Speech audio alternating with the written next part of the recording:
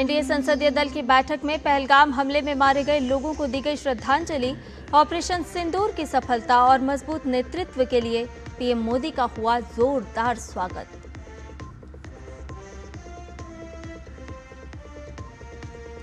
प्रधानमंत्री नरेंद्र मोदी और फिलीपींस के राष्ट्रपति फर्डिनेंड मार्कोस की नई दिल्ली में द्विपक्षीय वार्ता आज, कई क्षेत्र में समझौता ज्ञापनों पर हस्ताक्षर होने की उम्मीद।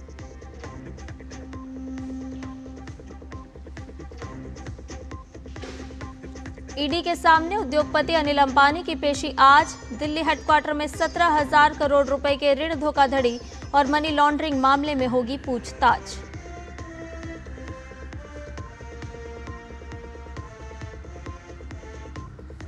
रांची स्थित आवास पर पूर्व मुख्यमंत्री शिबू सोरेन को दी जा रही है श्रद्धांजलि। आज पैतृक गांव नेमरा में होगा अंतिम संस्कार। झारखंड में 3 दिन का राजकीय शोक।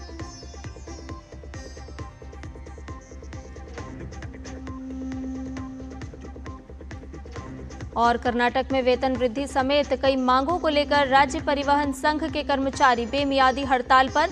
सरकारी बसों के पहिए थमने, आम यात्री परेशान।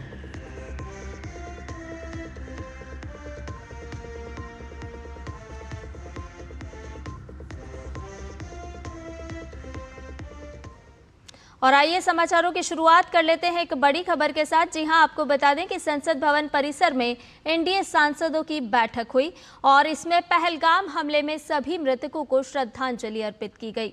सेना के शौर्य को सराहा गया। बैठक से पहले एनडीए सांसदों ने ऑपरेशन सिंदूर की सफलता पर पीएम को सम्मानित किया।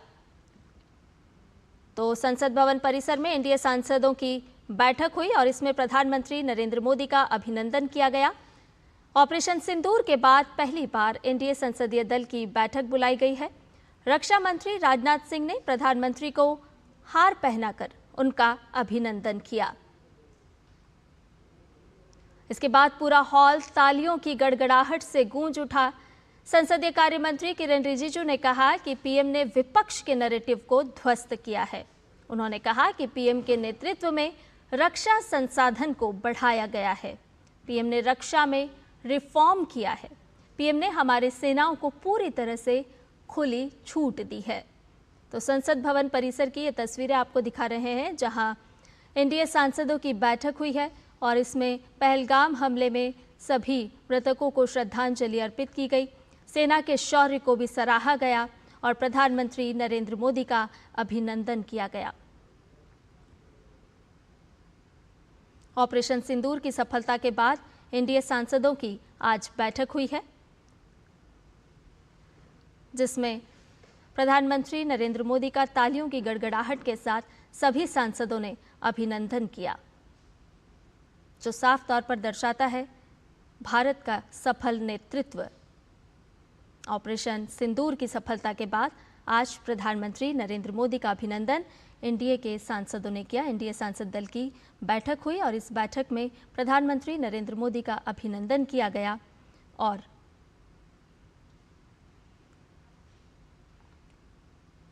एक तरफ एनडीए संसदीय दल की बैठक में ऑपरेशन सिंदूर की विजय गाथा की गई, तो वहीं दूसरी ओर विपक्षी दल अब भी बिहार एसआईआर के मुद्दे पर रोना रो रहे हैं। आज संसद भवन परिसर में विपक्ष ने फिर प्रदर्शन किया। तो ये तस्वीरें देखिए, एसआईआर को लेकर के विपक्ष आज फिर इकट्ठा हुआ, प्रदर्शन करते हुए नजर आया। ये विपक्षी दल के सांसद जो संसद भवन परिसर में प्रदर्शन करते हुए नजर आए। संसद के मॉनसून सत्र का आज 12वां दिन है। लोकसभा में आज 4 विधेयक चर्चा और पारित किए जाने के लिए सूचीबद्ध हैं। लोकसभा में गोवा राज्य विधानसभा के निर्वाचन क्षेत्रों में अनुसूचित जनजातियों के प्रतिनिधित्व का समायोजन विधेयक, वाणिज्य पोत परिवहन विधेयक, राष्ट्रीय खेल शासन विधेयक और राष्ट्रीय डोपिंग रोधी संशोधन विधेयक चर्चा और पारित किए जाने के लिए पेश होंगे।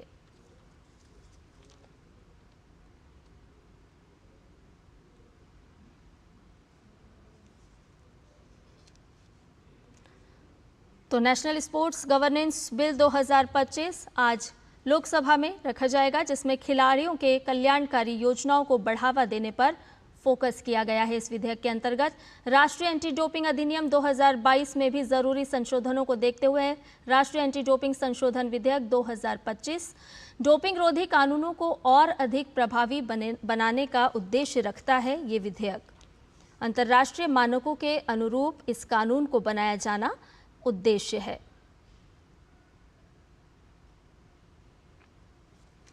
राज्यसभा में आज एक विधेयक समुद्र द्वारा माल वहन विधेयक 2025 चर्चा के लिए सूचीबद्ध है। उच्च सदन में गृह मंत्रालय की ओर से मणिपुर में राष्ट्रपति शासन को 6 महीने के लिए बढ़ाने के लिए एक वैधानिक प्रस्ताव पारित किए जाने के लिए पेश किया जाएगा। वित्त मंत्रालय की ओर से सीमा शुल्क टैरिफ अधिनियम 1975 की दूसरी अनुसूची में संशोधन का प्रस्ताव पेश किया जाएगा।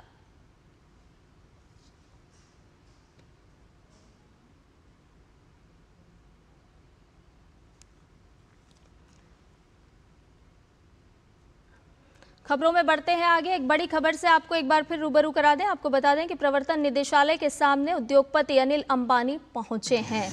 जी हां, इस वक्त की ये बड़ी खबर आ रही है, जहां ईडी ऑफिस पहुंचे हैं अनिल अंबानी। आपको बताएं कि 17,000 करोड़ के ऋण धोखाधड़ी का मामला है, जिसको लेकर ईडी पूछताछ करेगी और ईडी ऑफिस में पहुंचे हैं अनिल अंबानी। जांच एजेंसी ने बैंकों के प्रबंधन को पत्र भेजकर अनिल अंबानी ग्रुप को दिए गए लोन की पूरी जानकारी भी मांगी है। तो 17,000 करोड़ रुपए के ऋण धोखाधड़ी मामले से जुड़ा हुआ पूरा मामला है। ईडी के दिल्ली हेडक्वार्टर पहुंचे हैं अनिल अंबानी, जहां ईडी पूछताछ करेगी। मनी लॉन्ड्रिंग मामले में ये पूछताछ होनी है। सुबह 11 बजे पहुंचने का समय तय था अनिल अंबानी का, और आपको बता दें कि ईडी कार्यालय पर पहुंच चुके हैं अनिल अंबानी। लोन की पूरी जानकारी मांगी गई है और लगातार आपको बताएं कि ईडी अपनी जांच का दायरा बढ़ाता हुआ नजर आ रहा है। ईडी ऑफिस पहुंचे हैं अनिल अंबानी। 17,000 करोड़ रुपए के ऋण धोखाधड़ी से जुड़ा हुआ मामला है, जिसे लेकर ईडी ने अनिल अंबानी को तलब किया है। ईडी के दिल्ली हेडक्वार्टर पहुंचे हैं अनिल अंबानी और मनी लॉन्ड्रिंग और ऋण धोखाधड़ी से जुड़े हुए तमाम पहलुओं को लेकर पूछताछ की जाएगी अनिल अंबानी से। जांच एजेंसी ने बैंकों के प्रबंधन को भी पत्र भेजकर अनिल अंबानी ग्रुप को दिए गए लोन की पूरी जानकारी मांगी है। तो इस वक्त की यह बड़ी खबर आपको बता दें कि ईडी ऑफिस पहुंच चुके हैं अनिल अंबानी और 17,000 करोड़ रुपए के ऋण धोखाधड़ी और मनी लॉन्ड्रिंग से जुड़ा हुआ मामला है, जिसे लेकर ईडी द्वारा अनिल अंबानी से कई सारे पहलुओं पर, कई सारे बिंदुओं पर पूछताछ की जानी है। तो प्रवर्तन निदेशालय के सामने उद्योगपति अनिल अंबानी पहुंचे हैं। दिल्ली हेडक्वार्टर में 17,000 करोड़ रुपए के ऋण धोखाधड़ी और मनी लॉन्ड्रिंग मामले में उनसे पूछताछ की जाएगी। जांच एजेंसी ने बैंकों के प्रबंधन को पत्र भेजकर अनिल अंबानी ग्रुप को दिए गए लोन की पूरी जानकारी मांगी है। ये लोन बाद में गैर निष्पादित परिसंपत्ति बन गए। जानकारी के मुताबिक अगर बैंकों के जवाब संतोषजनक नहीं हुए तो बैंकर्स को पूछताछ के लिए बुलाया जा सकता है। इससे पहले ईडी ने अनिल अंबानी के खिलाफ लुकआउट सर्कुलर भी जारी किया था, आपको बता दें। तो ईडी के दिल्ली हेडक्वार्टर पहुंचे हैं अनिल अंबानी और इसके पहले लुकआउट सर्कुलर भी उनके खिलाफ जारी हो चुका है। बैंक ऋण धोखाधड़ी से जुड़ा हुआ उन पर आरोप है, जिसको लेकर ईडी लगातार जांच कर रही है और आज उन्हें ईडी के हेडक्वार्टर में तलब किया गया है। तो धन शोधन से जुड़ा हुआ ये पूरा मामला, आपको बताएं कि मामला Reliance housing finance, Reliance communications और रिलायंस कमर्शियल फाइनेंस को दिए गए लोन से जुड़ा हुआ है। इसके अलावा ईडी ने अनिल अंबानी के रिलायंस ग्रुप से जुड़ी 50 कंपनियों और 25 लोगों के खिलाफ मनी लॉन्ड्रिंग रोकथाम कानून के तहत मुंबई में 35 ठिकानों पर तलाशी भी ली थी। तो 25 जुलाई से कार्रवाई शुरू हुई। 50 कंपनियों के 35 ठिकानों पर छापेमारी कार्रवाई की गई थी। अनिल अंबानी की आज ईडी हेडक्वार्टर में पेशी है। 3 दिन तक छापेमारी हुई थी और उसके बाद उन्हें ईडी ने आज हेडक्वार्टर में तलब किया। अनिल अंबानी पहुंचे हैं ईडी के हेडक्वार्टर। समूह से जुड़े हुए 25 लोगों के परिसरों पर भी इससे पहले छापेमारी कार्रवाई की जा चुकी है। सेबी ने सिक्योरिटी मार्केट से 5 साल के लिए प्रतिबंधित भी कर दिया उनकी कंपनियों को। जांच के घेरे में रिलायंस इंफ्रास्ट्रक्चर समेत कई कंपनियां हैं और यही वजह है कि सेबी ने भी उस पर नियंत्रण किया। सेबी ने भी रोक लगाई। समूह की अन्य कंपनियों के अधिकारियों से भी इस पूरे मामले में पूछताछ होगी, क्योंकि मामला छोटी मोटी रकम का नहीं बल्कि 17,000 करोड़ रुपए के ऋण धोखाधड़ी से जुड़ा हुआ है। बैंक ऋण धोखाधड़ी का आरोप अनिल अंबानी पर, उनकी कंपनियों पर और धन शोधन से जुड़ा हुआ ये मामला, मनी लॉन्ड्रिंग से जुड़ा हुआ ये मामला है, जिसको लेकर ईडी ने अनिल अंबानी को अपने हेडक्वार्टर में आज तलब किया है। इससे पहले छापेमारी कार्रवाई भी की गई उनके अलग अलग ठिकानों पर, उनसे जुड़े हुए लोगों के ठिकानों पर। धन शोधन निवारण अधिनियम के तहत उनके बयान दर्ज होंगे। 24 जुलाई से ये छापेमार कार्रवाई शुरू हुई थी और उसी कड़ी में अनिल अंबानी को आज ईडी हेडक्वार्टर में तलब किया गया है। 50 कंपनियों के 35 ठिकानों पर छापेमार कार्रवाई की गई थी। 3 दिन तक ये छापेमारी हुई और उसके बाद अनिल अंबानी से अब बयान लिए जाएंगे। ईडी हेडक्वार्टर में उन्हें बुलाया गया है। समूह से जुड़े हुए 25 लोगों के परिसरों पर भी ये कार्रवाई की गई थी। ईडी का मुख्य उद्देश्य ये जानना कि अनिल अंबानी के साथ, उनकी कंपनियों के साथ और कौन कौन लोग इसमें जुड़े हुए थे। और ज़्यादा जानकारी के साथ हमारे सहयोगी संवाददाता नीरज सिंह हमारे साथ जुड़ गए हैं। नीरज, अनिल अंबानी की मुश्किलें अब लगातार बढ़ती जा रही हैं, क्योंकि हम देख रहे हैं जिस तरह से ईडी ने अपनी जांच का दायरा बढ़ा दिया है।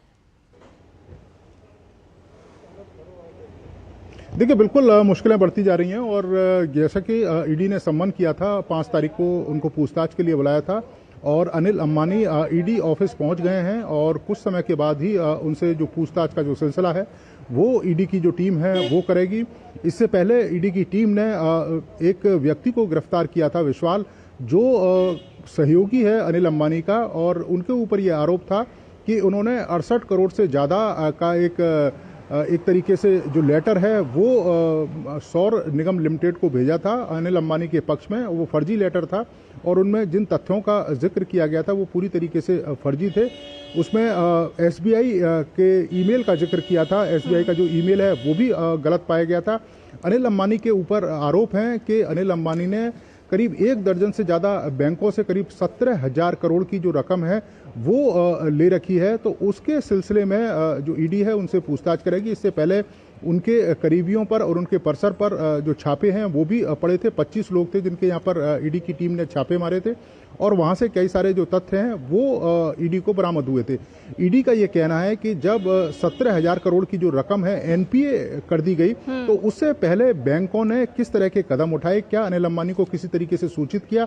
और दूसरी सबसे बड़ी बात है कि यस बैंक से भी 3,000 करोड़ का लोन अनिल अंबानी ने लिया था और उस 3,000 करोड़ के लोन के एवज में एक बड़ी रकम जो बैंक के जो लोग हैं उनको दी गई थी। इसके अलावा जो सारथी विश्वाल, जिसको गिरफ्तार किया गया और जो कहा जा रहा है कि अनिल अंबानी के सहयोगी हैं, इन्होंने जो लेटर दिया था 68 करोड़ से ज़्यादा का, उस लेटर के एवज में भी इनको 5.5 करोड़ रुपए का भुगतान अनिल अंबानी की कंपनी की तरफ से किया गया। तो एक तरीके से हम ये कह सकते हैं कि एक बड़ा फ्रॉड था और उसी को लेकर ईडी लगातार अनिल अंबानी से पूछताछ करेगी। इससे पहले भी ईडी ने कई सारे इनके सहयोगी हैं उनसे पूछताछ की थी। दूसरी सबसे महत्वपूर्ण बात है कि ईडी का ये कहना है कि जो बैंक के जो लोग हैं आने वाले समय में उन लोगों के ऊपर भी शिकंजा कसेगा, उनको भी ईडी पूछताछ के लिए बुलाएगी और ये जानने की कोशिश करेगी कि आखिर 17,000 करोड़ का जो लोन था वो एनपीए में कैसे चला गया और बैंकों की तरफ से क्या क्या कदम उठाए गए। और यही कारण है कि अब पहले अनिल अंबानी और जो उनके करीबी गिरफ्तार हुए हैं सारथी विश्वाल, उनको आमने सामने बैठाकर ईडी पूछताछ करेगी। तो एक बड़ा कह सकते हैं कि ये घोटाला सामने आ सकता है और भारत के इतिहास में एक बड़ा फ्रॉड भी सामने आ सकता है जैसे जैसे इसकी परतें खुलेंगी। जी, बहुत शुक्रिया नीरज, तमाम जानकारी हमसे साझा करने के लिए। और बुलेटिन में फिलहाल रुकने एक छोटे से ब्रेक के लिए जल्द हाजिर होंगे। जब जब भूख सताए एमडीए ज्यादा है, सेहत और न्यूट्रिशन मिले, बॉडी क्या स्ट्रॉन्ग बने, थोड़ा खा के पेट भरे, डाइजेशन को ना दे धोखा, एमडीएच सोयाबीन का चौथा। सोयाबीन बढ़िया नगेट्स, सोया चूरा और सोया चाप। एमडीएच सोयाबीन असली प्रोटीन। एमडीएच। फिर ये डुगडुगी गई कहाँ? पापा के साथ साथ सारे सपने भी चले गए और अपने बच्चों के सपनों के साथ ऐसा कुछ नहीं होने देना। वो कैसे? पहले से लाइफ इंश्योरेंस का टर्म प्लान ले रखा है। बड़े भैया, सपनों को रखो सुरक्षित टर्म प्लान के साथ। सबसे पहले लाइफ इंश्योरेंस। मेरी पसंद। मेरी पसंद। मेरी पसंद। मेरी पसंद। हमारी पसंद। हम सबकी पसंद। मजबूत देश का मजबूत सरिया हो गया स्टील। ब्रेक के बाद समाचार में आपका एक बार फिर से स्वागत है। खबरों में बढ़ते हैं आगे। भारत के दौरे पर आए फिलीपींस के राष्ट्रपति फर्डिनेंड रोमुआल्डेज मार्कोस जूनियर का राष्ट्रपति भवन में औपचारिक स्वागत किया गया। इस मौके पर राष्ट्रपति द्रौपदी मुर्मू और प्रधानमंत्री नरेंद्र मोदी भी उपस्थित रहे। फिलीपींस के राष्ट्रपति की यात्रा दोनों देशों के बीच रक्षा और समुद्री रक्षा जैसे क्षेत्रों में भारत फिलीपींस के बीच सहयोग को और अधिक मजबूत बनाना है। फिलीपींस के राष्ट्रपति ने कहा कि ये यात्रा दोनों देशों के बीच नए दौर की शुरुआत होगी, जिसमें और नए क्षेत्रों में सहयोग को बढ़ावा दिया जाएगा। उनकी यह यात्रा भारत और फिलीपींस के राजनयिक संबंधों की 75वीं वर्षगांठ के अवसर पर हो रही है।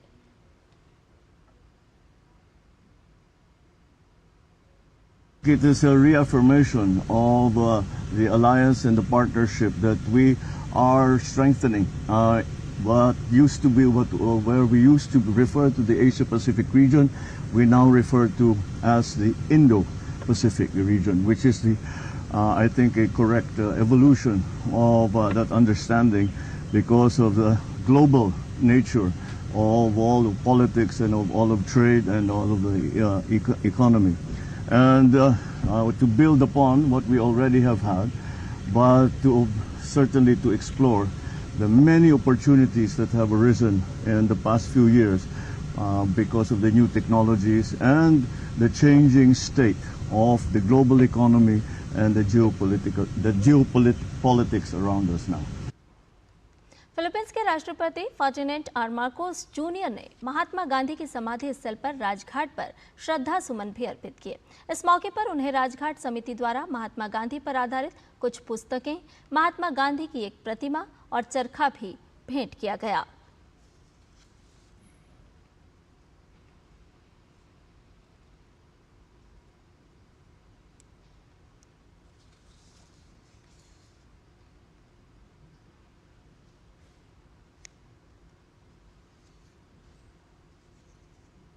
रूस से तेल आयात करने के मामले में अमेरिका और यूरोपीय संघ की तरफ से सवाल उठाए जाने पर भारतीय विदेश मंत्रालय की ओर से आधिकारिक प्रतिक्रिया आई है। प्रवक्ता रणधीर जायसवाल ने सोशल मीडिया एक्स पर एक पोस्ट जारी किया है, जिसमें उन्होंने कहा है कि यूक्रेन संघर्ष शुरू होने के बाद से रूस से तेल आयात करने के मुद्दे पर अमेरिका और यूरोपीय संघ की तरफ से भारत को निशाना बनाया गया है। वास्तव में भारत ने रूस से तेल इसलिए आयात शुरू किया क्योंकि संघर्ष के बाद पारंपरिक सप्लाई यूरोप की ओर मोड़ दी गई थी। उस समय अमेरिका ने खुद भारत को ऐसे आयात के लिए प्रोत्साहित किया था ताकि दुनिया के तेल बाजार की स्थिरता मजबूत बनी रह सके। रणधीर जायसवाल ने लिखा है कि भारत अपने उपभोक्ताओं के लिए सस्ती और स्थिर ऊर्जा मुहैया कराने के लिए आयात करता है। ये वैश्विक बाजार के हालात की मजबूरी है, लेकिन जो देश भारत की आलोचना कर रहे हैं वो खुद रूस के साथ व्यापार कर रहे हैं और भारत की तरह उनका व्यापार उनके देश के लिए कोई ज़रूरी मजबूरी भी नहीं है। उन्होंने आगे लिखा है कि 2024 में यूरोपीय संघ का रूस के साथ वस्तुओं का द्विपक्षीय व्यापार 67.5 अरब यूरो था। इसके अतिरिक्त 2023 में सेवाओं का व्यापार 17.2 अरब यूरो रहा। ये उस वर्ष या उसके बाद रूस के साथ भारत के कुल व्यापार से काफ़ी ज़्यादा है। 2024 में यूरोपीय LNG का आयात रिकॉर्ड 16.5 मिलियन टन तक पहुंच गया, जो 2022 के 15.21 मिलियन टन के पिछले रिकॉर्ड को पार कर गया। यूरोप रूस व्यापार में न केवल ऊर्जा बल्कि उर्वरक, खनन उत्पाद, रसायन, लोहा और इस्पात मशीनरी और परिवहन उपकरण भी शामिल हैं। जहां तक संयुक्त राज्य अमेरिका का सवाल है, वो अपने परमाणु उद्योग के लिए रूस से यूरेनियम, हेक्साफ्लोराइड, अपने इलेक्ट्रिक वाहन उद्योग के लिए पैलेडियम उर्वरकों के साथ साथ रसायनों का भी आयात जारी रखे हुए है। इस दृष्टि से भारत को निशाना बनाना अनुचित और अविवेकपूर्ण है। किसी भी बड़ी अर्थव्यवस्था की तरह भारत अपने राष्ट्रीय हितों और आर्थिक सुरक्षा की रक्षा के लिए सभी आवश्यक उपाय करेगा। भारतीय सेना ने रक्षा प्रौद्योगिकी में आत्मनिर्भरता हासिल करने की दिशा में एक ऐतिहासिक कदम उठाया है। इस पहल के अंतर्गत सेना ने आईआईटी मद्रास परिसर में भारतीय सेना अनुसंधान प्रकोष्ठ अग्निशोध की स्थापना के लिए भारतीय प्रौद्योगिकी संस्थान मद्रास के साथ सहभागिता की है। भारतीय सेना अध्यक्ष जनरल उपेंद्र द्विवेदी ने इस अनुसंधान प्रकोष्ठ का औपचारिक रूप से उद्घाटन किया। ये पहल भारतीय सेना में व्यापक परिवर्तन लाने वाले आधारभूत ढांचे का हिस्सा है। अग्निशोध विशेष रूप से आधुनिकीकरण एवं प्रौद्योगिकी सम्मिश्रण के एक स्तंभ को आगे बढ़ाता है। जनरल उपेंद्र द्विवेदी ने आईआईटी मद्रास में ऑपरेशन सिंदूर आतंकवाद के खिलाफ भारत की लड़ाई में एक नया अध्याय इस विषय पर एक कार्यक्रम को संबोधित किया। झारखंड मुक्ति मोर्चा के संरक्षक शिबू सोरेन का आज रामगढ़ जिले में उनके पैतृक गांव नेमरा में अंतिम संस्कार होगा। उनके पार्थिव शरीर को कल विशेष विमान से दिल्ली से रांची ले जाया गया, जहां उनके समर्थक और नेता अंतिम दर्शन कर रहे हैं। लंबे समय से बीमार चल रहे शिबू सोरेन पिछले कुछ दिनों से वेंटिलेटर पर थे। उन्हें किडनी की समस्या के चलते अस्पताल में भर्ती कराया गया था। शिबू सोरेन ने अलग झारखंड राज्य की स्थापना के लिए संघर्ष किया था। 38 साल तक झारखंड मुक्ति मोर्चा के वो अध्यक्ष रहे। उनके निधन पर झारखंड में 3 दिन का राजकीय शोक है। रुक करते हैं उत्तराखंड का, जहां हरिद्वार में कुदरत का कहर देखने को मिल रहा है। बारिश के कारण नदी नाले उफान पर आ गए हैं। गंगा का जलस्तर लगातार बढ़ता जा रहा है। आज सुबह गंगा का जलस्तर 293.00 मीटर दर्ज किया गया, जो कि चेतावनी स्तर तक पहुंच चुका है। जिलाधिकारी मयूर दीक्षित ने नदियों के जलस्तर की जानकारी लगातार विभिन्न माध्यमों से ले रहे हैं। डीएम ने बाढ़ चौकियों को विशेष सतर्कता बरतने के सख्त निर्देश भी दिए हैं और प्रशासन ने लोगों से नदियों से दूर रहने की अपील भी की है। उत्तराखंड के 7 जिलों देहरादून, पौड़ी, टिहरी, नैनीताल, चंपावत, उधम सिंह नगर और बागेश्वर में भारी बारिश की चेतावनी जारी की गई है। मौसम विभाग ने इन जिलों में बारिश और बिजली कड़कने का येलो अलर्ट जारी किया है। वहीं खराब मौसम और भारी बारिश के मद्देनजर प्रशासन ने पिथौरागढ़, उधम सिंह नगर, टिहरी, बागेश्वर, चंपावत, नैनीताल, पौड़ी और देहरादून में कक्षा 12वीं तक के स्कूलों और आंगनबाड़ी केंद्रों में छुट्टी घोषित की है। वहीं हिमाचल प्रदेश में भी कुदरत का कहर जारी है। लगातार बारिश से नदियां और नाले उफान पर हैं। इसके मद्देनजर कई जिलों में हाई अलर्ट जारी किया गया है। मौसम विभाग ने आज के लिए भी कांगड़ा, ऊना, हमीरपुर, मंडी, सिरमौर में बारिश, बिजली का ऑरेंज अलर्ट जारी किया है। पहाड़ी इलाकों में बादल फटने की आशंका भी जताई गई है। वहीं चंबा, कुल्लू, शिमला, सोलन, बिलासपुर के लिए बारिश का येलो अलर्ट जारी है। इन सभी जगहों पर अगले 48 घंटों में और तेज बारिश की भविष्यवाणी के साथ लोगों को सतर्क रहने की सलाह दी गई है।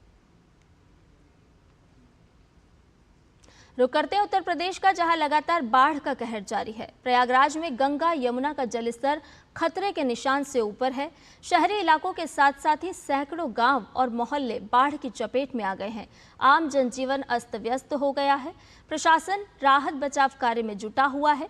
एसडीआरएफ की टीमें तैनात की गई हैं। बाढ़ प्रभावित इलाकों में लोगों को लंच पैकेट भी पहुंचाए जा रहे हैं।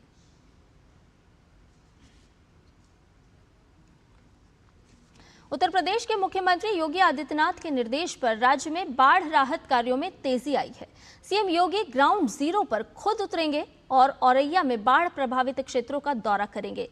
सीएम योगी बाढ़ राहत कार्यों का भी जायजा लेंगे। हालांकि बाढ़ प्रभावित 1,72,255 लोगों को राहत दिलाई गई है। एनडीआरएफ की 14 टीमें, एसडीआरएफ की 15 टीमें और पीएससी की 48 टीमें तैनात की गई हैं।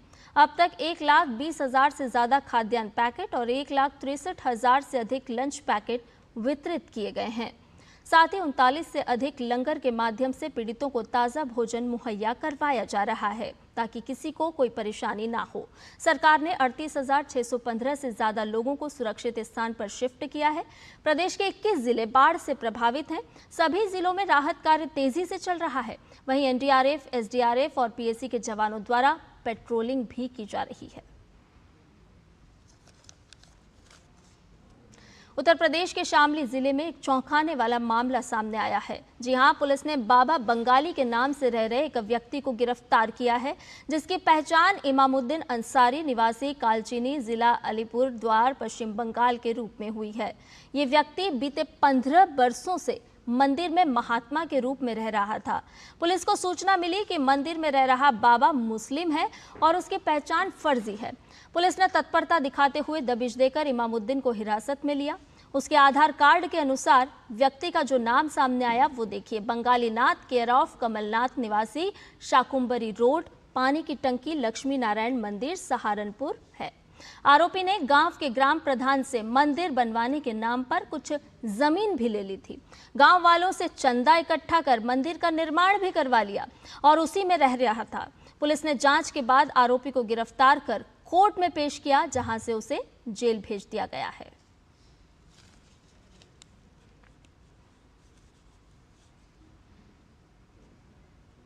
बंगाली बाबा नाम से एक व्यक्ति जो है रह रहा था, जिसका सत्यापन किया गया और सत्यापन के उपरांत इसका मूल नाम जो है इमामुद्दीन जो है अंसारी सनाब नूर मोहम्मद, कालचीनी, जनपद अलीपुर द्वार, पश्चिम बंगाल पाया गया। इसके अभिलेखों का सत्यापन किया गया तो इनके पास जो है पैन कार्ड, आधार कार्ड और वोटर कार्ड अलग अलग पते के पाए गए और ये जो है जो आधार कार्ड में इसका पता पाया गया, जिस पर इसने बंगाली नाथ सनाब कमलनाथ, शाकुंबरी रोड, सहारनपुर पाया गया और जो है नाम पता फर्जी और छद्म रूप से रहने के संबंध में पुलिस स्टेशन थाना भवन में सुसंगत धाराओं में अभियोग पंजीकृत किया गया और गिरफ्तार करके उनको जेल भेजा गया है। अभी विगत दिन शामली जिले के थाना भवन क्षेत्र के मंटी हसनपुर गांव में एक बांग्लादेशी व्यक्ति अपना फर्जी आधार कार्ड बनाकर लंबे समय से मंदिर के अंदर जो मुस्लिम था वो हिंदू के रूप में और मंदिर में पूजा कार्य कर रहा था। ये पूरे राष्ट्रीय सुरक्षा को एक बड़ी चुनौती है और इसी क्रम में भारत सरकार एनआरसी और सीएए पर काम कर रही है और मैं सरकार से गुजारिश करूंगा उस पर कठोरतम कार्रवाई हो और इस एनआरसी और सीएए की प्रक्रिया को और कठोर किया जाए। वहीं दिल्ली पुलिस ने लाल किले में जबरन घुसने की कोशिश कर रहे 5 बांग्लादेशी नागरिकों को गिरफ्तार किया है। ये सभी अवैध रूप से भारत में रह रहे थे। पुलिस के अनुसार गिरफ्तार किए गए सभी व्यक्ति मजदूरी का काम करते हैं। इनकी उम्र 20 से 25 साल के बीच बताई जा रही है। पुलिस ने इनके पास से कुछ बांग्लादेशी दस्तावेज भी बरामद किए हैं। फिलहाल दिल्ली पुलिस पूछताछ में जुटी हुई है। अवैध तरीके से लाल किले में घुसने की कोशिश कर रहे इन लोगों की गिरफ्तारी सुरक्षा के लिहाज से एक महत्वपूर्ण घटना है। ये मामला अवैध प्रवासियों और राष्ट्रीय सुरक्षा से जुड़ा हुआ है।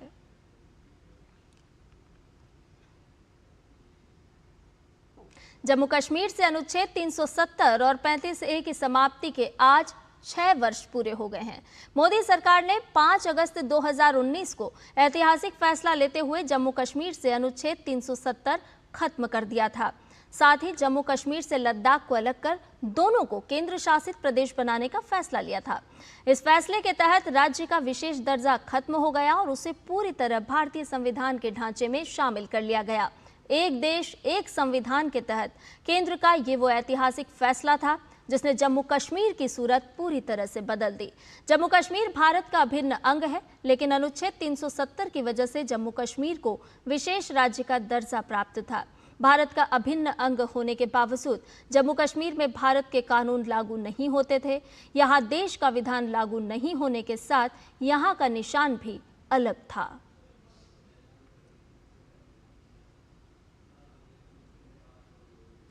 अनुच्छेद 370 हटने के बाद जम्मू कश्मीर में काफी बदलाव देखने को मिल रहा है। पिछले 6 साल में आतंकवादी घटनाओं में गिरावट आई। 2004 से 2014 के बीच जहां 7,217 आतंकी घटनाएं हुई थी, तो 2014 से 2024 के बीच घटकर 2,242 रह गई। इसी के साथ क्षेत्र में शासन, बुनियादी ढांचे एवं नागरिक भागीदारी में बड़ा परिवर्तन आया है।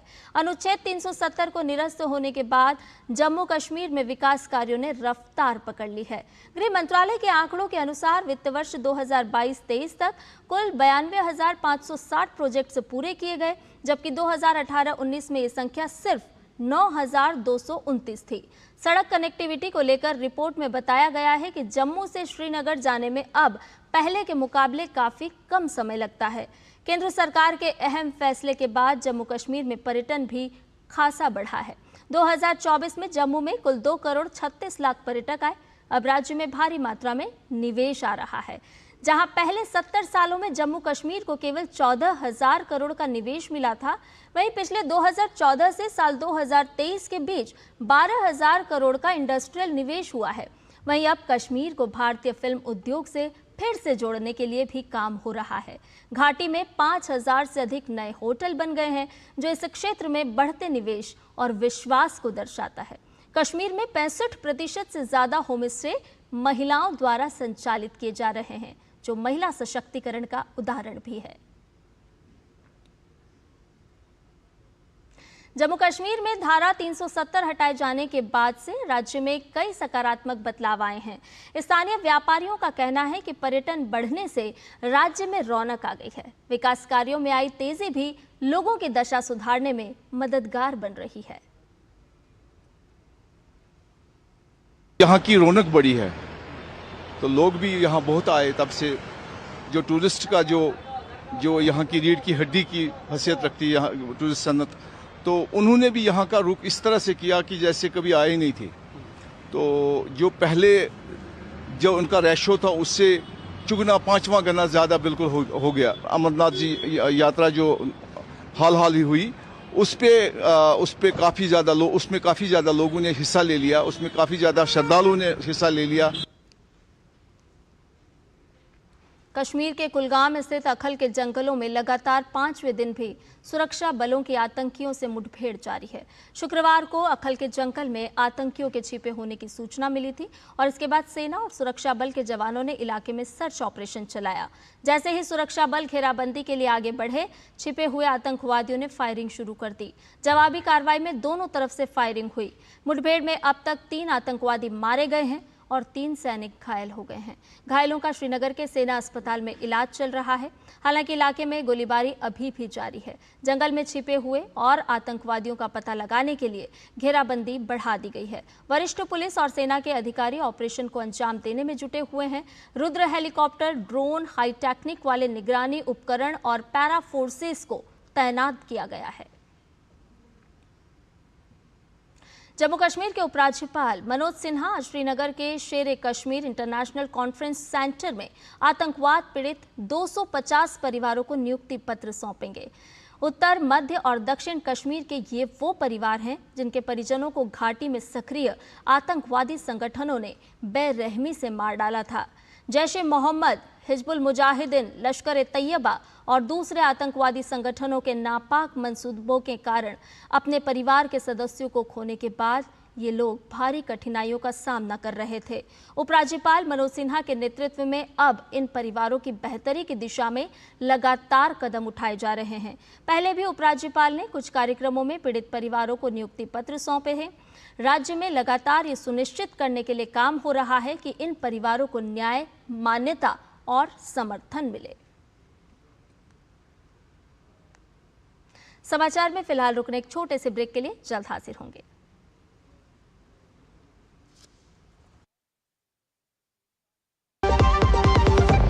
मम्मी, भूख लगी। ये 1 मिनट में नहीं 4 मिनट में आएगा। थोड़ा वक्त लगेगा पर सेहत को पाएगा।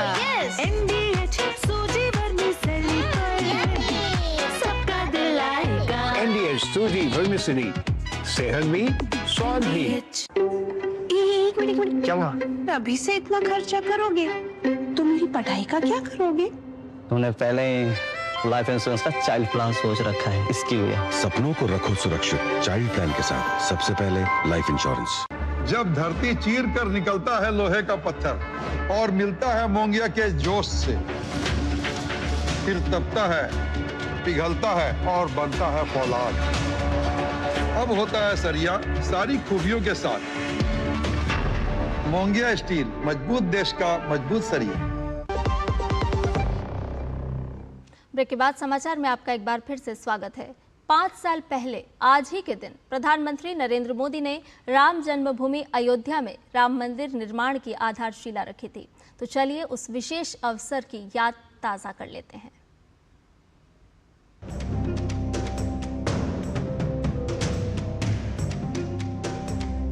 5 अगस्त 2020 अयोध्या, उत्तर प्रदेश।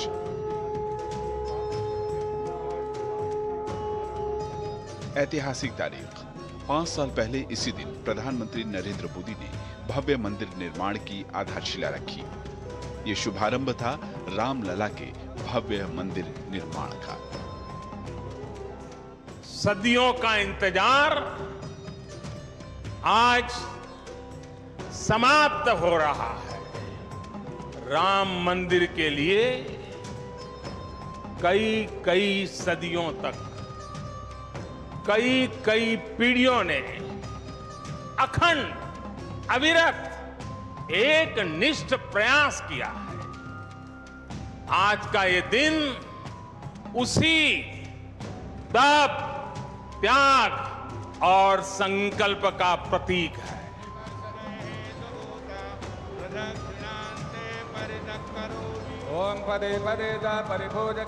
ये वही जन्मभूमि है जो सनातनी मान्यताओं, ग्रंथों और कथाओं में जीवंत है।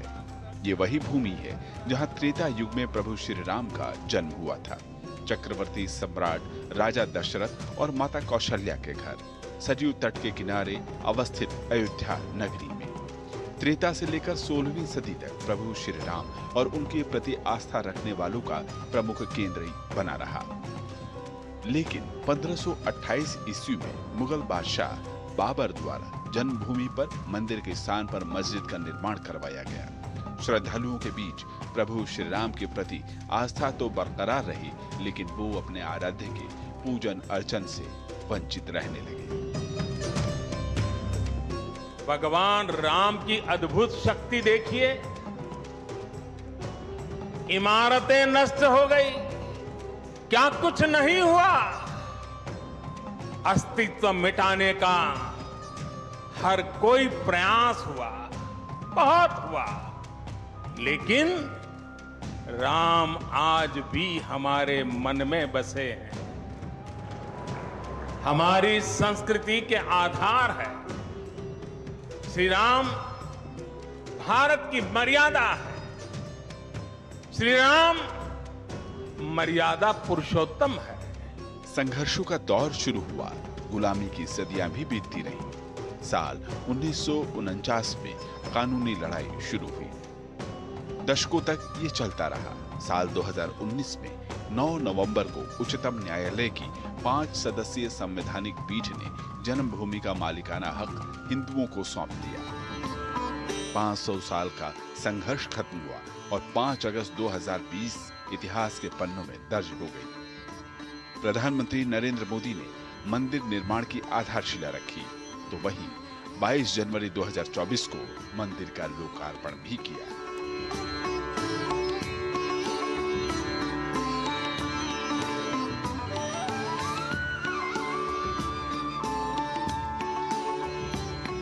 Bureau report, DD news. और आइए अब आपको सीधे लिए चलते हैं राज्यसभा की कार्रवाई में, जहां पर नेता सदन जेपी नड्डा बोल रहे हैं। दूसरी बात, जो माननीय लीडर ऑफ ऑपोजिशन ने कहा कि डिस्टर्बेंस करना, ये अरुण जेटली जी ने कहा था। मैं फिर कहता हूं, डिस्टर्बेंस के बहुत से तरीके हैं, इसलिए हमसे ट्यूशन ले लो। लेकिन इन डेमोक्रेसी अगर आप लाठी भांजे और आपकी लाठी मेरे नाक को लगे, तो your democracy ends where my nose starts. That you have to understand. और इसलिए मैं बोलना चाहता हूं कि इनकी डेमोक्रेसी वहां समाप्त हो जाती है जब वो अपने स्थान को छोड़ करके किसी व्यक्ति को, जिसको बोलने का अधिकार है रूलिंग पार्टी में, उसको डिस्टर्ब करते हैं, उसके बगल में नारे लगाते हैं। ये अनडेमोक्रेटिक भी है। This is not disturbance, this is anarchism. और ये एनार्किज्म करने की कोशिश करते हैं, इसको हमको समझना चाहिए। तीसरी बात, आपने डिस्टर्बेंस के विषय के बारे में कहा और और जो आपने बाद में ऑब्जर्वेशंस दी हैं, वो ऑब्जर्वेशंस बहुत ही महत्वपूर्ण है, जिसको हमको सदा सदा के लिए ध्यान में रखना चाहिए। Any person who is in the house to maintain discipline and decorum by the order of the chair is a marshal. He is not any member of any paramilitary forces. He is considered to be a marshal and that is why he is here. तकलीफ इनको इस बात की है कि इन्होंने discipline को जब लागू आपने किया तो इनको जो एनार्किज्म करने का छूट थी उसको आपने रोक लगाया। उसके लिए मैं आपको बहुत बहुत धन्यवाद देता हूं। और साथ ही जो ऑब्जर्वेशंस आपने दी हैं वो ऑब्जर्वेशंस बहुत सही हैं, हिस्टोरिकल हैं, रेफरेंस के जब काम आएंगी और आगे वो रेफरेंस पॉइंट बनेंगे, ऐसा मेरा मानना है। माननीय सदस्यगण, casting aspiration on chair will not go on.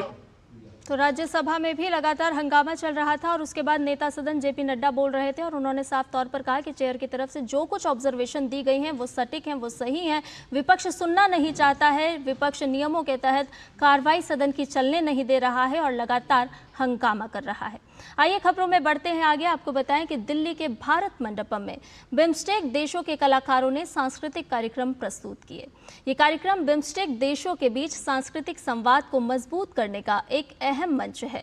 इस मौके पर विदेश मंत्री डॉक्टर एस जयशंकर समेत कई गणमान्य लोग मौजूद रहे। सप्तसुर 7 Nations 1 melody BIMSTEC tradition music festival का दिल्ली के भारत मंडपम में एक ऐतिहासिक सांस्कृतिक आयोजन रहा। इस भव्य समारोह में बिम्स्टेक के सभी 7 सदस्य देशों भारत, बांग्लादेश, नेपाल, भूटान, श्रीलंका, म्यांमार और थाईलैंड ने पारंपरिक संगीत की मनमोहक प्रस्तुतियां दी। संगीत के माध्यम से इन देशों ने अपनी सांस्कृतिक विरासत, भावनात्मक जुड़ाव और रचनात्मकता को साझा किया।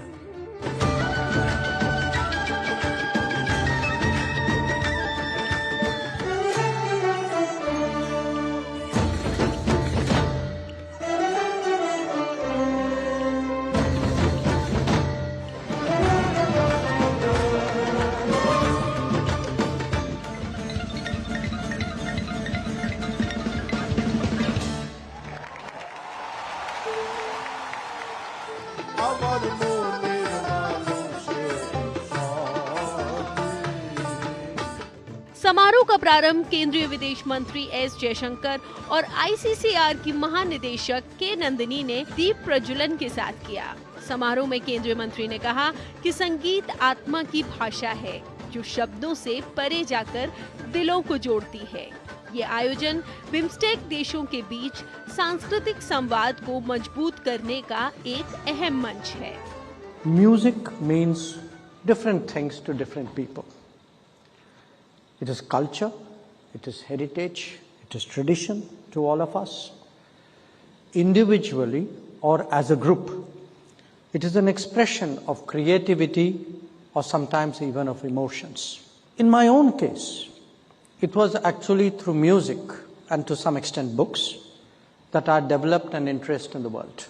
There is so much that music is able to convey that it is understandably regarded as the soul of a society. केंद्रीय मंत्री ने ये भी कहा कि ये फेस्टिवल केवल एक सांगीतिक आयोजन नहीं बल्कि सांस्कृतिक कूटनीति का प्रभावी उदाहरण है जो क्षेत्रीय सहयोग और एकता को बढ़ावा देता है।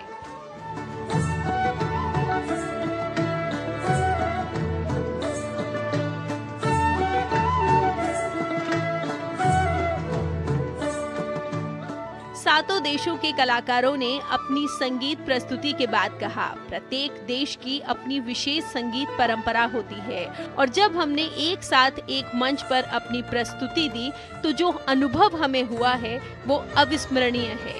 अलग अलग देश के वोकलिस्ट हमारे साथ गा रहे हैं तो ये बहुत ही बड़ी it's such an honour to be on such beautiful and big stages. We are here in BIMSTEC festival so I am very excited to participate in the all countries. सारे जितने म्यूजिशियंस आए हैं सब कंट्रीज से, सब एक से एक बढ़िया कलाकार हैं और बहुत अच्छे से पूरा शो सबने सजाया है। सारे कंट्रीज इंडिविजुअल जो म्यूज़िक बजा रहे हैं अपना, उसमें भी मुझे एक मौका दिया गया है बजाने का और उसमें अच्छी बात मुझे ये लग रही है कि उनका जो ट्रेडिशनल म्यूज़िक है मुझे उसमें थोड़ा बहुत सीखने को काफ़ी कुछ मिला और उसमें बजाने का भी एक मौका मिल रहा है. We are very happy and we are very pleased joined this program. We are really very happy to this program and I want to thanks to Indian government and ICR team and also our Sri Lankan government and cultural ministry. इस उत्सव ने ये संदेश दिया कि संगीत एक ऐसी सार्वभौमिक भाषा है जो विविध संस्कृतियों को जोड़ने की अद्भुत शक्ति रखती है और सीमाओं को मिटाकर संसार को एक धागे में पिरो सकती है. डीडी न्यूज के लिए डॉक्टर सुयश शर्मा की रिपोर्ट. भारत में इलेक्ट्रिक मोबिलिटी का सपना अब हकीकत में बदलता दिख रहा है. नीति आयोग की ताज़ा रिपोर्ट के मुताबिक भारत का ई मोबिलिटी सेक्टर बीते 10 सालों में ऐतिहासिक बदलाव से गुजरा है. लेकिन इस सेक्टर में 2030 तक तय किए गए लक्ष्यों को प्राप्त करने की राह में कई चुनौतियां भी हैं. देखिए हमारे सहयोगी अजय मिश्रा की ये रिपोर्ट. भारत में इलेक्ट्रिक मोबिलिटी पर अपनी ताजा रिपोर्ट में नीति आयोग ने भविष्य के लिए कई बड़ी सिफारिशें की. नई दिल्ली के विज्ञान भवन में जारी रिपोर्ट में कहा गया कि भारत में ईवी सेक्टर में $200 अरब का बड़ा बाजार संभावनाओं के असीम द्वार खोलता है. नीति आयोग सदस्य राजीव गौबा, सीईओ BVR सुब्रमण्यम की मौजूदगी में ये रिपोर्ट जारी की गई, जिसमें भारत की इलेक्ट्रिकल मोबिलिटी के लिए राष्ट्रीय नीति बनाने और आगे के लिए लक्ष्य निश्चित करने की सिफारिश की गई है. So the target of achieving 30% EV penetration by 2030 has to be seen in this overall, larger context.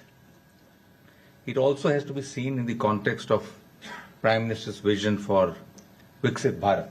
That Viksit Bharat is not only about GDP and per capita income and a higher standard of living. It's equally about providing a clean environment to our people, about safe and healthy environment. साल 2024 में भारत में 20 lakh electric वाहनों की बिक्री हुई, जो कुल बिक्री का 7.7% है. अमेरिका, चीन और यूरोपियन यूनियन की तुलना में भारत में ईवी सेगमेंट की रफ्तार धीमी है. 2030 तक देश में कुल ऑटो बिक्री में ईवी की हिस्सेदारी 30% करने का लक्ष्य तय किया गया है. भारत में कुल ईवी का 75% दुपहिया और तिपहिया वाहन है और सिर्फ 2% बस या ट्रक्स हैं. सिफारिश की गई है कि ईवी सेगमेंट के लिए नई राष्ट्रीय नीति बनाई जाए और फाइनेंस की व्यवस्था की जाए. ईवी की बिक्री को बढ़ावा देने के लिए सरकार ने 800 करोड़ रुपए की फेम 1 और 11,500 करोड़ रुपए की फेम 2 सब्सिडी योजना को चलाया. बाद में सरकार ने मेक इन इंडिया को बढ़ावा देने के लिए PLI स्कीम और चार्जिंग इंफ्रा सब्सिडी के लिए रियायतों की भी घोषणा की. 107 kind of vehicles, electric vehicles in India have achieved this 50% Make in India milestone, which is thoroughly checked by ARAI, ICAT. The entire vehicle is taken apart, part by part analysis takes place. And today, right from an electric scooter to a three-wheeler, to a car, to a bus, to a truck, all these schemes, 50% domestic value addition has been achieved. Bharat में electric mobility को लेकर नीति आयोग ने पहली India electric mobility index भी जारी किया. दिल्ली, महाराष्ट्र, चंडीगढ़ इस index में सबसे आगे हैं. हरियाणा, कर्नाटक, लद्दाख और हिमाचल प्रदेश में चार्जिंग इंफ्रास्ट्रक्चर में मजबूती दिखाई गई है. रिपोर्ट में बताया गया कि देश में अब तक 25,000 ईवी चार्जिंग स्टेशंस लगाए गए हैं. साथ ही देश में 29 राज्यों और केंद्र शासित प्रदेशों ने अपनी ईवी पॉलिसी जारी की है. Ajay Mishra, DD news, Delhi. और अब आपको बताते हैं कृषि क्षेत्र से जुड़ी हुई खबर. जी हां, ग्वार, बाजरा, मोठ, मूंगफली जैसी खरीफ की फसलों में इन दिनों काथरा कीट का प्रकोप देखा जा रहा है. कृषि विभाग ने किसानों को चेतावनी दी है कि काथरा कीट बहुत तेजी से एक खेत से दूसरे खेत में फैलता है और इसलिए यदि पड़ोस में इसका प्रकोप है तो समय रहते बचाव के उपाय कर लेना ही बेहद जरूरी है. इस साल जहां खरीफ फसलों की बुआई का रकबा बढ़ा है तो वहीं कहीं कहीं ग्वार, बाजरा, मोठ, मूंगफली आदि फसलों में कातरा कीट का प्रकोप भी दिखाई दे रहा है. इसे देखते हुए कृषि विभाग द्वारा सर्वे कर कातरा कीट के प्रकोप से फसलों को बचाने के लिए किसानों को सलाह दी गई है. कातरा कीट यानी कट वर्म एक प्रकार का भूरे रंग का लार्वा होता है जो मुख्यतः रात के समय सक्रिय रहता है. मादा कीट एक बार में लगभग 600 से 700 अंडे देती है, जिनसे 2 से 3 दिनों में लटें या सूंडियां निकलती हैं. ये लटें पौधों की पत्तियों को कुतरती हैं, जिससे पौधे सूखकर नष्ट हो जाते हैं. मादा पतंग पत्तियों की निचली सतह पर पीले रंग के अंडे देती हैं जो पोस्त के बीज जैसे दिखाई पड़ते हैं। खास तौर पर बारिश के बाद जब खेतों में नमी बनी रहती है तब ये कीट तेजी से अपनी संख्या बढ़ाता है। ये कीट खरीफ की फसलों जैसे ज्वार, बाजरा, मोठ, मूंगफली, ग्वार और तिल के लिए नुकसानदायक होता है। इसकी रोकथाम प्रकाश पाश क्रिया से संभव है। पतंगों को प्रकाश की ओर आकर्षित करें। खेत की मेड़ों, चरागाहों और खेतों में गैस, लालटेन या बिजली का बल्ब जलाएं तथा इनके नीचे मिट्टी के तेल मिले पानी की परात रखें ताकि रोशनी पर आकर्षित हो और वो जलकर नष्ट हो जाएं। जब कातरे की लट की छोटी अवस्था हो तब अंडों से निकली लटों पर क्यूनालफॉस 1.5% चूर्ण दवा का 6 किलो प्रति बीघा की दर से भुरकाव करें। बंजर जमीन, चरागाह में उगे जंगली पौधों से खेतों पर कातरे की लट के आगमन को रोकने के लिए खेत के चारों तरफ खाई खोदें। कृषि विभाग ने किसानों को चेतावनी दी है कि कातरा कीट बहुत तेजी से एक खेत से दूसरे खेत में फैलता है, इसलिए यदि पड़ोस में इसका प्रकोप है तो समय रहते बचाव के उपाय कर लेना बेहद जरूरी है। यदि देर की गई तो ये कीट पूरी फसल को नष्ट कर सकता है। कातरा कीट का समय रहते नियंत्रण कर लिया जाए तो फसल को बचाया जा सकता है। इसके लिए जरूरी है कि किसान कृषि वैज्ञानिकों की सलाह माने, समय समय पर निरीक्षण करें और खेतों की उचित निगरानी रखें। शमीम अख्तर की रिपोर्ट, डीडी न्यूज। और दिशोम गुरु कहलाने वाले झारखंड के पूर्व मुख्यमंत्री शिबू सोरेन को आज अंतिम विदाई दी जा रही है। अब से थोड़ी ही देर पहले उनका पार्थिव शरीर विधानसभा परिसर ले जाया गया, जहां उन्हें श्रद्धांजलि दी जा रही है। राज्यपाल संतोष कुमार गंगवार, केंद्रीय मंत्री जुएल ओरांव, अन्नपूर्णा देवी और संजय सेठ ने भी उन्हें श्रद्धा सुमन अर्पित किए। मौके पर राज्य सरकार के मंत्रियों, सांसद और विधायक ने भी दिशोम गुरु को नमन किया। इससे पहले शिबू सोरेन का पार्थिव शरीर रांची स्थित उनके आवास पर रखा गया था। काफी समय से बीमार चल रहे शिबू सोरेन ने सोमवार सुबह अंतिम सांस ली। उनके निधन पर झारखंड में 3 दिन का राजकीय शोक है। अंतिम संस्कार आज उनके पैतृक गांव निमरा में किया जाएगा।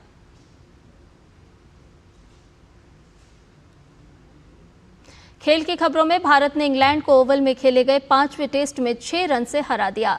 सिराज और प्रसिद्ध कृष्णा की शानदार गेंदबाजी के दम पर भारत ने रोमांचक जीत हासिल की। इसी के साथ टीम ने 5 मैच की सीरीज भी 2-2 से बराबर कर ली। मोहम्मद सिराज ने दूसरी पारी में 5 विकेट लेकर मैच पलटा और टीम को रोमांचक जीत दिलाई। ओवल में बजा भारत का डंका, अंग्रेजों को चटाई धूल, मेजबान टीम का तोड़ा घमंड। अंतिम दिन 35 रन ही नहीं बना सकी इंग्लिश टीम। इंग्लैंड के खिलाफ ओवल क्रिकेट ग्राउंड पर भारतीय टीम जब 5वें टेस्ट के अंतिम दिन मैदान पर उतरी तो उसकी नजर सिर्फ और सिर्फ अंग्रेजों को ढेर करने पर थी। आखिरी दिन इंग्लैंड को जीत के लिए 35 रनों की दरकार थी। वहीं टेस्ट सीरीज बराबर करने के लिए भारत को सिर्फ 4 विकेट अपनी झोली में डालने थे। इंग्लैंड को दबाव मिला दिया। इसके बाद प्रसिद्ध कृष्णा ने जो स्टंग को पवेलियन भेजकर मैच को रोमांचक बना दिया। अंतिम बल्लेबाज के रूप में क्रिस वोक्स चोटिल हाथ के साथ बल्लेबाजी के लिए मैदान पर उतरे। दूसरे छोर से एटिंगसन ने मोर्चा संभाला और सिराज की गेंद पर छक्का लगाकर इंग्लिश टीम की जीत की उम्मीद को बरकरार रखने की कोशिश की। हालांकि सिराज ने एटिंगसन को 17 रन पर बोल्ड कर ओवल पर जीत का परचम लहरा दिया और आखिरकार 6 रन की रोमांचक जीत अपने नाम की। मुकाबले में भारत ने इंग्लिश टीम को जीत के लिए 374 रनों का लक्ष्य दिया था। भारतीय टीम ने जहां अपनी पहली पारी में 224 रन बनाए, वहीं इंग्लैंड की टीम पहली पारी में 247 रन बनाकर सिमट गई थी। इसके बाद भारतीय टीम ने अपनी दूसरी पारी में 396 रन बनाने में सफलता पाई। इस जीत के साथ ही 5 मैचों की एंडरसन तेंदुलकर ट्रॉफी 2-2 की बराबरी पर समाप्त हुई। भारतीय टीम ने 2 बार सीरीज में पिछड़ने के बाद वापसी करते हुए सीरीज बराबर कराने में सफलता पाई। वहीं ओवल में टीम इंडिया की सिर्फ तीसरी जीत है। यह सीरीज भारतीय खिलाड़ियों के लिए कई यादगार प्रदर्शन के लिए याद रखी जाएगी। भारतीय टीम ने सीरीज में कुल 3809 रन बनाए, जो टेस्ट इतिहास में किसी भी टीम द्वारा दूसरी सबसे बड़ी रन संख्या है। वहीं टेस्ट इतिहास में पहली बार भारत ने 400 से ज्यादा बाउंड्री लगाई।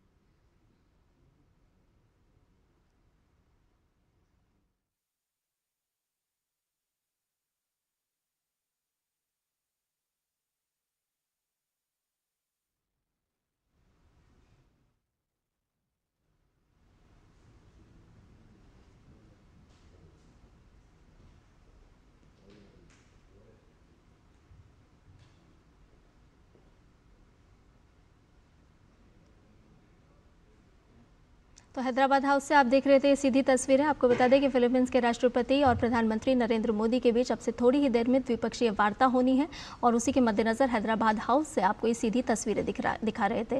फिलहाल इतना ही, मुझे दीजिए इजाजत, नमस्कार।